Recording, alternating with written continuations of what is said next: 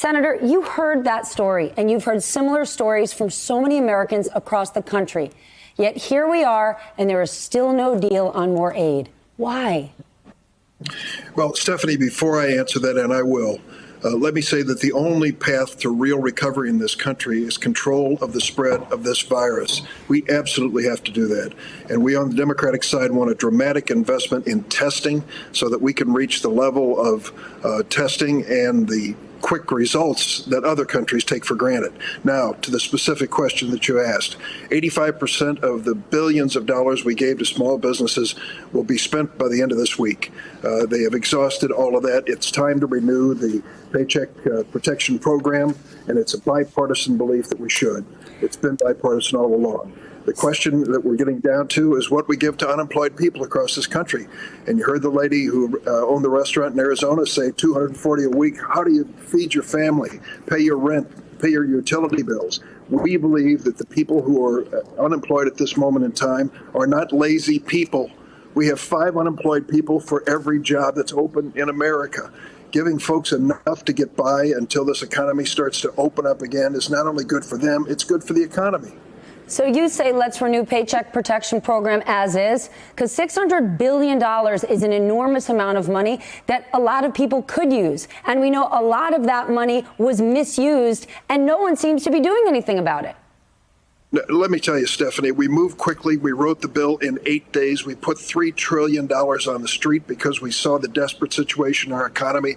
And I'll be the first to confess to you that some of the people that took advantage of it took advantage of taxpayers. It was a mistake, but we're moving quickly in the hopes that we can save enough lives and move enough businesses to the point where they can survive. We've got to do better. We've got to watch this program carefully.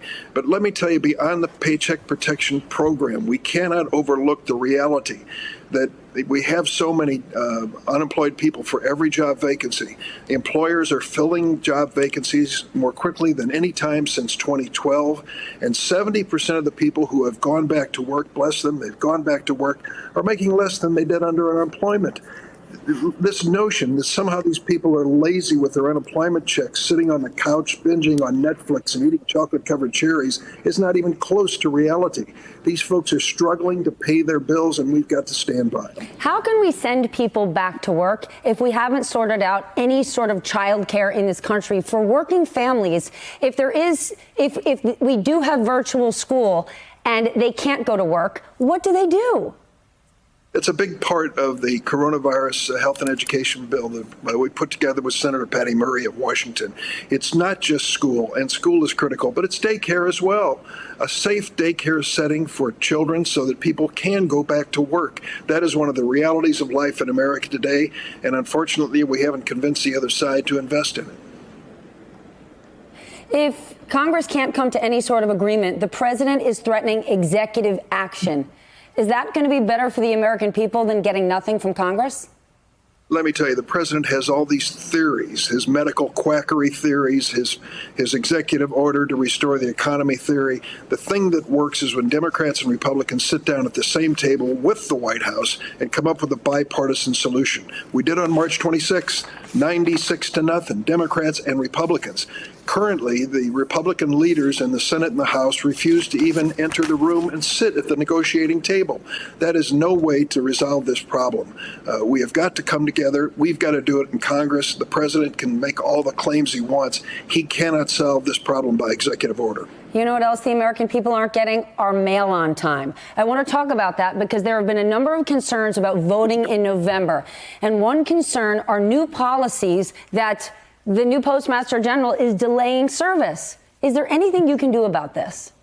Yes, absolutely. We have a $25 billion investment in the Postal Service in the bill that passed 11 weeks ago. Speaker Pelosi passed it in the U.S. House of Representatives. I've talked to the head of the Letter Carriers Union. I've talked to the local people, and here's what it boils down to. The volume of mail moving through the Postal Service now is just like a Christmas volume, and it's been sustained because people are at home ordering online. And so the Postal Service is trying to keep up with it, and They need more help. They need more resources. They need more investment and more overtime. The new Postmaster General came in and said, well, we're going to cut back. Just expect to see mail piling up on the docks here in the post office. That is unacceptable, particularly when we're facing an election. In Illinois, the first ballots are going to be mailed out September 24th. We've got to have a postal service ready to receive those ballots and process them in a timely way. Hey there, I'm Chris Hayes from MSNBC. Thanks for watching MSNBC on YouTube. If you want to keep up to date with the videos we're putting out, you can click subscribe just below me or click over on this list to see lots of other great videos.